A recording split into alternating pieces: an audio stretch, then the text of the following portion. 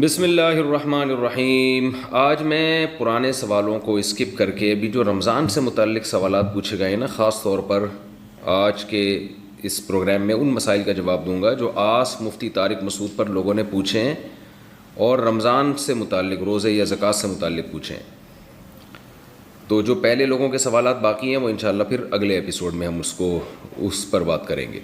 پہلا سوال ہے جی ام ہانی کے پی کے سے، انہوں نے پوچھا ہے کہ ناک میں دوا ڈالنے سے کیا روزہ ٹوٹ جائے گا؟ اگر روزے میں ناک سے نکسیر آ جائے تو کیا ناک میں دوا ڈال سکتے ہیں؟ ناک میں دوا ڈالنے سے روزہ ٹوٹ جاتا ہے، کیونکہ ناک میں دوا ڈالتے ہی سیدھا حلق میں پہنچتی ہے اور حلق سے سیدھا اپنا راستہ بناتے ہوئے پیٹ کی طرف نکل جاتی ہے وہ، اور اس کے لیے اس کو پتلی گلی کی ضرورت بھی نہیں پڑتی، ڈائریکٹ جاتی ہے وہ، تو اس لیے ناک میں دوا ڈالنے سے روزہ ٹوٹ جائے گا۔ روزے میں وکس کا استعمال کیسا ہے؟ کیا روزے کی حالت میں ناک، گلے اور سینے میں وکس لگا سکتے ہیں؟ معراج الدین کیلیفورنیا سے، جی لگانے پر کوئی پابندی نہیں ہے، نہ اللہ کی طرف سے نہ گورنمنٹ کی طرف سے۔ روزے میں انہیلر کا استعمال، مجھے ناک میں ایک بیماری لاحق ہو گئی ہے جس کی وجہ سے سانس لینے میں دشواری ہوتی ہے، اس کے لیے ڈاکٹروں نے دن میں کئی مرتبہ بھاپ اور انہیلر تجویز کیا ہے، میرے لیے روزے کا کیا حکم ہوگا؟ محمد یاسر علی گڑھ سے۔ دیکھیں، روزے میں باقاعدہ بیٹھ کے اسٹیم لیں گے یا انہیلر لیں گے روزہ ٹوٹ جائے گا، کیونکہ اس میں دوا کے ذرات ہوتے ہیں جو آپ کے لنگس میں جاتا ہے حلق کے راستے سے، تو اس لیے روزہ ٹوٹ جائے گا۔ باقی یہ کہ یہ آپ کے لیے جائز ہے یا نہیں ہے، تو بیماری میں اگر سانس، یعنی روزے کی حالت میں اگر سانس لینا آپ کے لیے مشکل ہو رہا ہے، اور ظاہر ہے مشکل ہی ہوتا ہے جب کسی کو سانس کی بیماری ہو، تو ایسی کنڈیشن میں ان کے لیے جائز ہے کہ وہ روزہ چھوڑ دیں، تو روزہ چھوڑ دیں اور پھر سردیوں میں روزے کی قضا کریں جب دن چھوٹے ہوتے ہیں۔ یاد رکھیں کہ جن کو بیماری کی وجہ سے روزہ چھوڑنا جائز ہے نا، تو وہ جائز تو ہے، مگر یہ کہ وہ فدیہ نہیں دیں گے بلکہ روزہ کی قضا کریں گے، اور فدیہ وہ دے گا جو قضا کرنے کی بھی طاقت نہ ہو۔ تو اگر آپ سردیوں میں جب دن چھوٹے ہوتے ہیں اس وقت بھی آپ کے لیے ایک روزہ رکھنا بھی ممکن نہ ہو، جتنے روزے رکھنے آپ کے لیے قضا ممکن ہے اتنے قضا رکھنے پڑیں گے آپ کو، اور ایک بھی روزہ ممکن نہیں ہے یا ایک ممکن ہے زیادہ ممکن نہیں ہے، تو جتنے روزے آپ کے لیے قضا ممکن نہیں ہے تو پھر آپ ان کا فدیہ ادا کریں گے، اور فدیہ 2.25 کلو گندم ہے ایک روزے کا فدیہ، بعض علماء کے نزدیک 1.25 کلو اور بعض کے نزدیک 2.25 کلو، احتیاط 2.25 کلو میں ہی ہے، تو یا تو کسی غریب کو 2 ٹائم کا کھانا کھلا دیں، یا 2.25 کلو گندم دے دیں، یا 2.25 کلو گندم کے پیسے دے دیں، تو ایک روزے کا فدیہ ہے، لیکن یہ جب ہے جب آپ قضا نہ رکھ سکتے ہوں۔ روزہ کے لیے حیض روکنے والی دوا کھانا، کیا روزے کے لیے حیض روکنے کی دوا کھا سکتے ہیں؟ قرۃ العین، جی کھا سکتے ہیں، کوئی حرج نہیں ہے، لیکن اس کے سائیڈ ایفیکٹ بہت ہوتے ہیں، تو بہتر یہی ہے کہ نیچر سے لڑائی نہیں کرنی چاہیے اور بعد میں قضا کر لیں اس میں جب اللہ نے اجازت دی ہے۔ روزہ افطار کا مسنون طریقہ، روزہ کھجور سے کھولنا سنت ہے یا سادہ پانی سے بھی کھول سکتے ہیں؟ نیز شربت سے کھولیں تو کیا حکم ہے؟ تہذیب صاحب امبور سے۔ پانی سے بھی سنت ہے، کھجور سے بھی سنت ہے، اور یہ جو شربت ہے اس سے سنت نہیں ہے اور نقصان بھی دے سکتا ہے۔ چینی کیوں کھا رہے ہیں؟ پہلی چیز تو انسان کو یہ اچھی کھائے نا، آپ صلی اللہ علیہ وسلم نے کھجور کو شجرت طیبہ سے تعبیر فرمایا ہے، تو اور قرآن میں بھی کشجرۃ طیبۃ اصلھا ثابت وفرعھا فی السماء، تو اللہ نے اس کی بہت سے مفسرین کہتے ہیں اس سے مراد بھی کھجور کا درخت ہے، تو کھجور کا جو پھل ہے نا یہ بہت انسانی صحت کے لیے مفید ہے، اور افطار میں آپ کو جو پاور چاہیے ہوتی ہے نا، طاقت چاہیے ہوتی ہے، وہ کھجور سے ملتی ہے آپ کو، کیونکہ کاربوہائیڈریٹ بھی چاہیے آپ کو، اور کھجور میں اس کے علاوہ بھی بہت سارے وٹامنز ہیں۔ کہا جاتا ہے کہ ایک چھوٹے سے پھل میں اتنے سارے منرلز اور وٹامن جمع نہیں ہیں جتنے کھجور کے ایک چھوٹے سے پھل میں جمع ہے، واللہ عالم۔ تو پیغمبروں کی خوراک ہے یہ، آپ صلی اللہ علیہ وسلم کی خوراک ہے، اللہ پیغمبروں کے لیے ایسی خوراک تجویز نہیں کرتے جو کم فائدے کی ہو یا نقصان دہ ہو، تو اس لیے ہمارے ہاں پتہ نہیں کیا مسئلہ ہے، عربوں میں تو کھجوریں بہت کھائی جاتی ہیں، ہمارے ملکوں میں کھجور ہی نہیں کھائی جاتی، اس کی عادت ڈالنی چاہیے، بہت مفید چیز ہے۔ مسجد میں 8 رکعت تراویح ہو تو 20 کیسے پڑھیں؟ یہاں پر مسجدوں میں 8 رکعت ہی تراویح ہوتی ہے تو ہم 20 رکعت کیسے پڑھیں؟ شعیب صاحب مکہ مکرمہ سے۔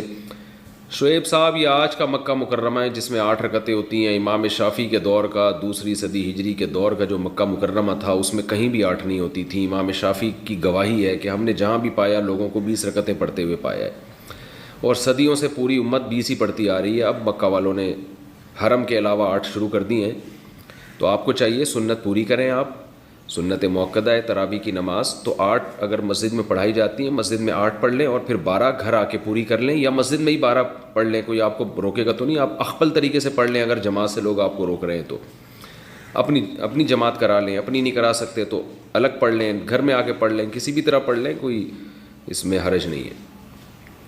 کیا تسبیح تراویح شرعاً ثابت ہے؟ تراویح تسبیح جو ہر 4 رکعت کے بعد پڑھی جاتی ہے، کیا یہ ثابت ہے؟ اور اس کا پڑھنا کیسا ہے؟ رضوان تلا گنگ سے۔ یہ جو 4 رکعت تراویح کے بعد پڑھتے ہیں نا، سبحان ذی الملکوت والجبروت، اس طرح کی کوئی لمبی چوڑی دعا ہے، یہ کہیں بھی ثابت نہیں ہے۔ لوگ اس کو چونکہ سنت سمجھنے لگے ہیں تو اس لیے اس کو چھوڑ دینا چاہیے۔ تو 4 رکعتوں کے بعد کچھ بھی ثابت نہیں ہے، بیٹھے رہیں، خاموش بیٹھے رہیں، کوئی بھی ذکر کر لیں، کچھ بھی نہ کریں، دعا مانگ لیں، سب جائز ہے۔ تراویح پڑھا کر معاوضہ لینا، حافظ کا تراویح کا معاوضہ لینا کیسا ہے؟ عرفان صاحب، عرفان پٹیل، جگہ نہیں بتائی کہاں سے۔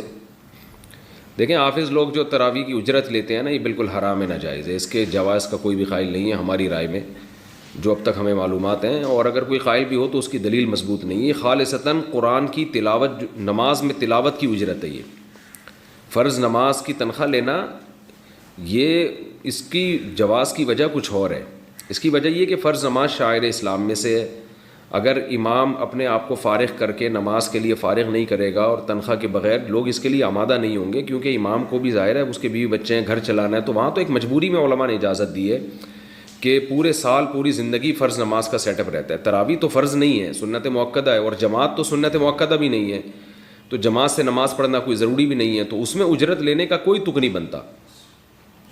اور نہ قاری صاحب جو ہیں، جو حافظ قرآن پڑھانے والا ہے، وہ اتنا یعنی بڑی قربانی دے رہا ہوتا ہے کہ اس کو یعنی اپنے کاروبار چھوڑ کر اور بزنس چھوڑ کر وہ آپ کو ٹائم دے رہا ہے سال میں ایک دفعہ، اور اس میں بھی اس کا اپنا فائدہ زیادہ ہوتا ہے۔ جب وہ قرآن پڑھائے گا تو اس نے اپنا قرآن بھی ریوائز ہوگا۔ اور دوسری بات، قرآن ختم کرنا رمضان میں ضروری نہیں ہے۔ اگر آپ کو اجرت کے بغیر کوئی قاری مل رہا ہے تو آپ اجرت کے والے کے ساتھ کیوں پڑھا رہے ہیں؟ اور اگر اجرت کے بغیر نہیں مل رہا تو علم طرح سے پڑھ لیں تراویح۔ تو اس لیے اس پر جتنے بھی صحیح مستند علماء ہیں، لوگ فتوے تو لے آتے ہیں، فلاں نے فتویٰ دیا کہ تراویح کی اجرت جائز ہے فلاں، لیکن جو مستند علماء ہیں اور مستند ادارے ہیں دینی ہمارے، ان سب کا مشترکہ فتویٰ یہی ہے کہ حافظ کے لیے، قاری کے لیے تراویح پڑھانے کے پیسے لینا جائز نہیں ہے، حرام ہے، ناجائز ہے۔ ہاں، اگر کوئی ہدیہ کسی کو دے دے تو ہدیہ پر تو کوئی پابندی نہیں ہے، لیکن وہ ہدیہ بھی اجرت کی شکل میں نہیں ہونا چاہیے۔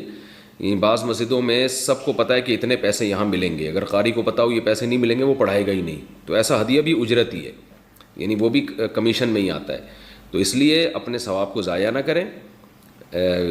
اگر کوئی قاری تراویح پڑھانے کی اجرت لیتا ہے یا وہ ہدیہ لیتا ہے، لیکن ہدیہ اجرت ہی کے طور پر ہے، اس کی دلیل یہ ہے کہ اگر اس کو یہ بتا دیا جائے کہ آپ کو ہماری مسجد سے کوئی گفٹ نہیں ملے گا تراویح کی، تو پھر دیکھیں وہ پڑھاتا ہے کہ نہیں پڑھاتا۔ اگر پھر بھی پڑھاتا ہے اس کا مطلب دل سے پڑھا رہا ہے، اور نہیں پڑھاتا اس کا مطلب اس کے پیش نظر ثواب نہیں ہے بلکہ یہ پیسے ہیں۔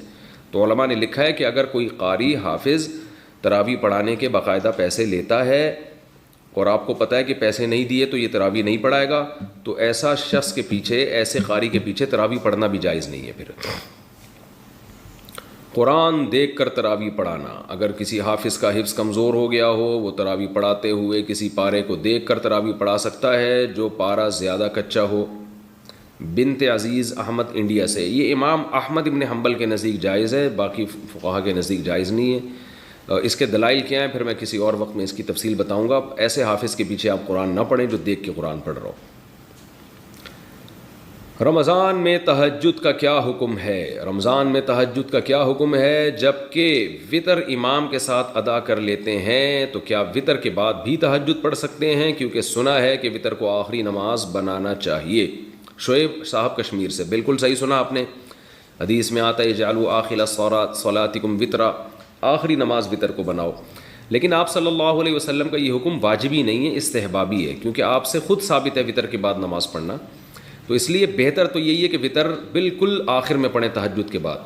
لیکن رمضان میں چونکہ وطر جماعت سے پڑھے جاتے ہیں تو جماعت کی فضیلت حاصل کرنے کے لیے آپ وطر پہلے پڑھ لیں اور پھر تہجد میں آنکھ کھلے تو تہجد بھی پڑھیں. اس لیے تہجد نہ چھوڑیں کہ میں وطر پہلے پڑھ چکا ہوں, تو تہجد الگ سے پڑھ لیں پھر بعد میں. مزدور روزہ کیسے رکھے؟ کیا مزدور کے لیے روزہ معاف ہے جو بہت زیادہ کٹھن کام کرتا ہو؟ اگر ان کو روزہ رکھنا ضروری ہے تو رمضان میں پیسوں کا کہاں سے انتظام ہوگا؟ محمد تسلیم اختر صاحب انڈیا سے پوچھتے ہیں. بڑا اچھا سوال ہے جی. دیکھیں, دین مفتی کا اپنا نہیں ہے, نہ کسی علماء کا فقہا کا اپنا دین ہے کہ وہ اپنی طرف سے کانٹ چھانٹ کر سکیں. آج کل غامدی صاحب نے تو بہت تبدیلیاں کر دی ہیں. انہوں نے تو یہاں تک اجازت دے دی کہ کل آپ کا روزہ ہے, کل آپ کا پیپر ہے تو آپ تیاری کے لیے بھی روزہ چھوڑ سکتے ہیں. لیکن قرآن و سنت میں ہمیں صرف 2 اعذار ملتے ہیں جن میں روزہ چھوڑنے کی اجازت ہے, ایک سفر میں اور ایک بیماری میں. مزدور کو روزہ چھوڑنے کی اجازت نہیں ہے. صحابہ کرام تو زمیندار تھے, روزہ رکھ کے کھیتی باڑی کرتے تھے. کہیں ایک ادنا سا اشارہ بھی نہیں ملتا کہ کسی مزدور کو, محنت کش کو, محنت کی وجہ سے آپ صلی اللہ علیہ وسلم نے روزہ چھوڑنے کی اجازت دی ہو.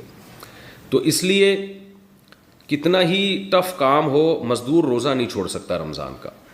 اس لیے مزدور کو چاہیے کہ رات کے وقت مزدوری کرے, رمضان میں اپنا اسکیجول چینج کر دے. اگر یہ ممکن نہیں ہے تو رمضان میں وہ چھٹی کر لے, پہلے رمضان سے پہلے اتنا کما لے کہ رمضان میں وہ گزارا کر سکے. یہ بھی اگر ممکن نہیں ہے تو پھر مزدور کیا کرے گا کہ بھئی وہ صبح روزہ رکھ کے مزدوری کرے گا اور حتی الامکان وہ بھوک اور پیاس کو برداشت کرے, اور جب ناقابل برداشت حالت ہو جائے, اس کو یہ خطرہ ہو کہ میں نے اگر روزہ نہیں توڑا تو مجھے کوئی بیماری لگ جائے گی یا میں بے ہوش ہو جاؤں گا یا خدا نخواستہ مر جاؤں گا, تو ایسی کنڈیشن میں ہر شخص کے لیے روزہ توڑنا جائز ہے. یعنی بیمار ہونے کا خطرہ ہو, غالب گمان ہو, بے ہوش ہونے